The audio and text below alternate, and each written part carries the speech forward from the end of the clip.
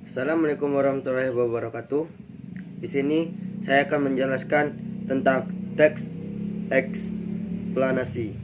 1. Mengidentifikasikan informasi dalam teks eksplanasi. Teks eksplanasi dapat disamakan dengan teks yang menceritakan prosedur atau proses terjadinya sesuatu. Dengan teks tersebut, pembaca dapat memperoleh pemahaman mengenai latar belakang terjadi sesuatu secara jelas dan logis. Teks eksplanasi menggunakan banyak fakta dan pertanyaan-pernyataan yang memiliki hubungan sebab akibat atau kausalitas. Namun, sebab-sebab ataupun akibat-akibat itu berupa sekumpulan fakta menurut penulisnya. 2. Struktur teks eksplanasi.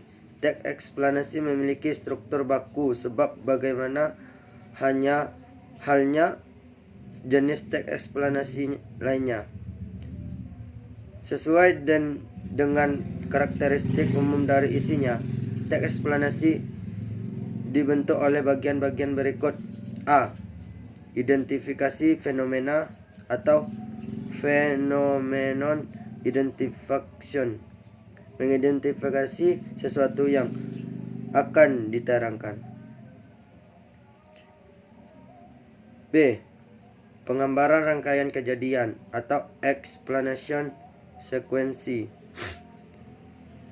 merinci proses kejadian yang relevan dengan fenomena yang diterangkan sebagai pernyataan atas, bagaimana atau mengapa. 3. Ulasan atau review, berupa komentar atau penilaian tentang konsekuensi atas kejadian yang dipaparkan sebelumnya. 3. Menelaah ciri kebahasaan teks eksplanasi. Kaidah kebahasaan teks eksplanasi antara lain sebagai berikut. A. Banyak menggunakan kata yang bermakna denotatif. B. Banyak menggunakan konjungsi kausalitas ataupun kronologis. C. Banyak menggunakan keterangan waktu pada kalimat-kalimatnya.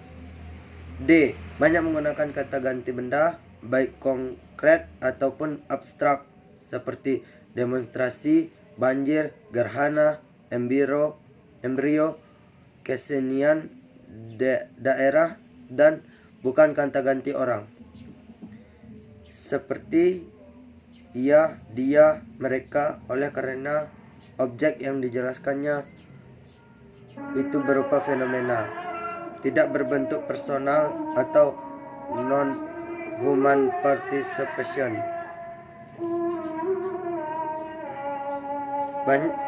Banyak menggunakan kata kerja pasif seperti kata terlihat, terbagi, terwujud, terakhir, dimulai, ditimbun, dan dilahirkan. F. Banyak menggunakan kata teknis atau peristilahan sesuai dengan topik yang dibahasnya. 4. Menulis teks eksplanasi berdasarkan struktur dan kebahasaan.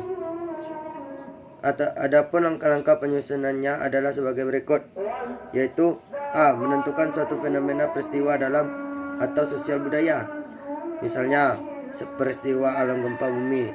B. Mendaftar topik-topik yang dapat dikembangkan menjadi teks eksplanasi. C. Menyusun kerangka teks, yakni dengan menomori topik-topik itu sesuai dengan struktur baku dari teks eksplanasi yang paragrafnya dapat disusun secara kausalitas atau kronologis. D. Pengumpulan data, mengembangkan kerangka yang telah disusun menjadi teks eksplanasi yang lengkap dan utuh dengan memperhatikan struktur bakunya, identifikasi fenomena, proses, kejadian, dan ulasan. Sekian dari saya. Assalamualaikum warahmatullahi wabarakatuh.